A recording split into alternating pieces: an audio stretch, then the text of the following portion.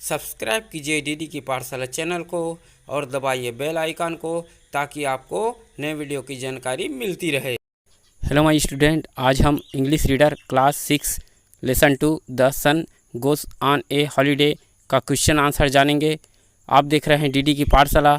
मैं हूं आपका गुरुजी दानेश्वर ध्रुव जी। तो करते हैं क्वेश्चन का आंसर बनाना शुरू जी।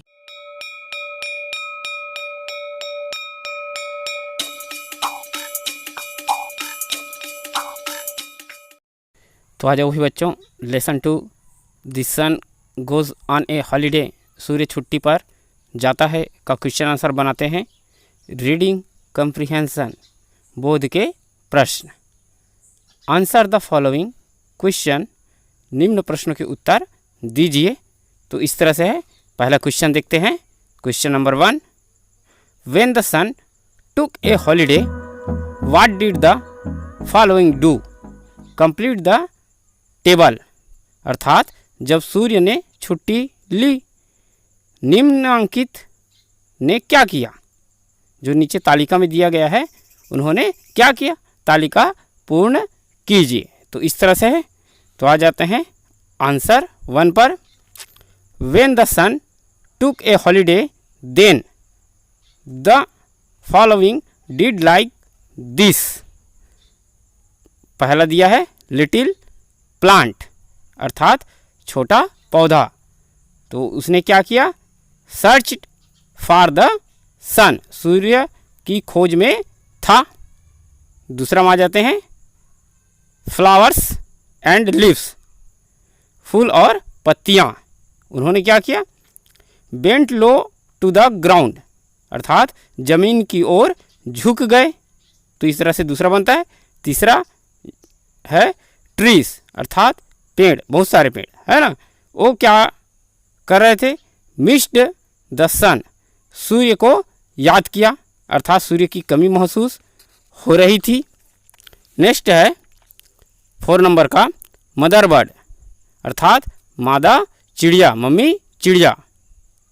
सी was sad because she couldn't go out to find food for her children, अर्थात वह दुखी थी क्योंकि वह अपने बच्चों के भोजन के लिए बाहर नहीं जा सकती थी, इसलिए वह दुखी थी। 5वें नंबर पे आ जाते हैं। बी अर्थात मधुमक्खी, couldn't find any Honey because the flower didn't Bloom, अर्थात शहद नहीं खोज सकी क्योंकि फूल नहीं खिले थे।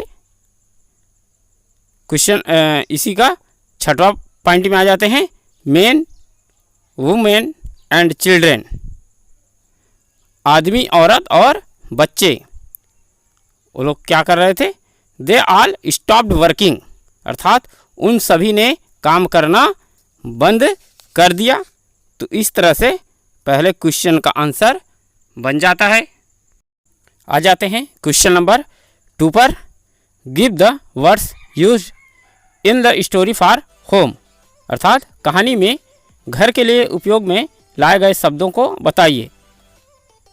तो आंसर बनेगा इसका, the words used in the story for the home R S following, अर्थात कहानी में घर के लिए उपयोग में लाए गए शब्द निम्नलिखित है। ए नेस्ट फॉर बर्ड्स, अर्थात पक्षियों के लिए घोंसला। बी हाइव फॉर बीस, मधुमक्खियों के लिए छत्ता। सी ए बोर्ड फॉर द सन, सूर्य के लिए घर। तो इस तरह से 3 पॉइंट में इसका उत्तर बनता है। तो आ जाते हैं क्वेश्चन नंबर 3 पर। What did the sun feel when he looked down, अर्थात जब सूर्य ने नीचे की ओर देखा तो उसने क्या महसूस किया। आंसर बनेगा इसका, when the sun looked down then, अर्थात जब सूर्य ने नीचे की ओर देखा तब। ए बनेगा, ही फेल्ट वेरी सॉरी, वह बहुत दुखी हुआ। बी बनेगा, द अर्थ सीम्ड लाइफलेस, अर्थात पृथ्वी जीवन रहित महसूस हुई। She he decided to stop his holiday and start shining again, अर्थात उसने अपनी छुट्टी को बंद करने का निर्णय लिया और पुनः चमकना शुरू किया। तो इस तरह से क्वेश्चन नंबर 3 का आंसर बन जाता है। आ जाते हैं क्वेश्चन नंबर 4 पर। The author said that everyone began to work on the earth because, लेखक ने कहा कि पृथ्वी पर सभी ने काम प्रारंभ किया क्योंकि। आंसर रहेगा इसका A, the sun started shining again, सूर्य पुनः प्रकाशित हुआ। बी, द प्लांट ग्रीव, पौधे बढ़ने लगे। सी, द फ्लावर्स ब्लूम्ड, पुष्प खिलने लगे, फूल खिलने लगे। डी, बीस एंड बर्ड्स स्टार्टेड सिंगिंग, अर्थात मधुमक्खियाँ और पक्षियों ने गीत गाना प्रारंभ किया। ई, विंड ब्लो, अर्थात हवा बहने लगी।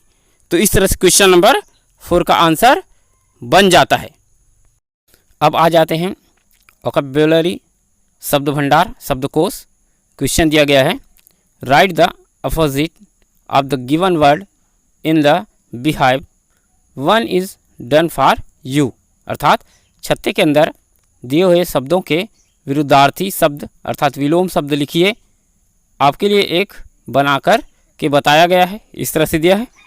तो आंसर बनाते हैं हम लोग कुछ अलग तरीके से बनाएंगे, कॉलम हिसाब से बनाएंगे ताकि समझने में आसानी हो। आंसर रहेगा opposites of the given word in the beehive are following, इस तरह से है। तो जानते हैं इसका आंसर क्या बनेगा। पहला वर्ड है हाई, हाई का अपोजिट वर्ड हो जाएगा लो। सेकंड दिया है टेक, टेक का हो जाएगा गिव, अपोजिट वर्ड। तीसरा दिया है ऑल, ऑल का हो जाएगा लिटिल। चौथा दिया है डिसअपियर, उसका हो जाएगा एपियर। अगला दिया है राइस, राइस का हो जाएगा फॉल। अगला दिया है आउट, आउट का हो जाएगा इन। अगला दिया है हैप्पी, हैप्पी का अपोजिट हो जाएगा सैड। अगला दिया है हियर, हियर का अपोजिट हो जाएगा देयर, यहाँ का वहाँ। अगला दिया है कम, कम का गो। नेक्स्ट है काइंड, दयालु, उसका हो जाएगा क्रूएल, निर्दयी। अगला दिया है डाउन, डाउन का हो जाएगा अप। अगला दिया है ओपन, ओपन का हो जाएगा क्लोज। अगला दिया है डार्क, डार्क का हो जाएगा लाइट। अगला दिया है स्टिल अर्थात स्थिर, स्थिर का हो जाएगा मूव अर्थात गतिमान। मच का हो जाएगा फ्यू, कुछ। मच मतलब बहुत अधिक या अधिक। अगला दिया है गैन अर्थात लाभ प्राप्त करना, उसका हो जाएगा लॉस, हानि। लास्ट दिया है स्टार्ट, आरंभ करना, चालू करना, उसका हो जाएगा एंड, एंड मतलब समाप्त। तो इस तरह से आपके क्वेश्चन का आंसर बन जाता है। तो और अन्य वीडियो की जानकारी के लिए हमारे चैनल डीडी की पाठशाला को सब्सक्राइब कीजिए और बेल आइकन को दबाइए, जिससे जब भी मैं नया लेसन वीडियो डालूं तो आपको पता चल जाए। तो आज की क्लास यहीं पर समाप्त करते हैं। जय हिंद, जय भारत, जय छत्तीसगढ़।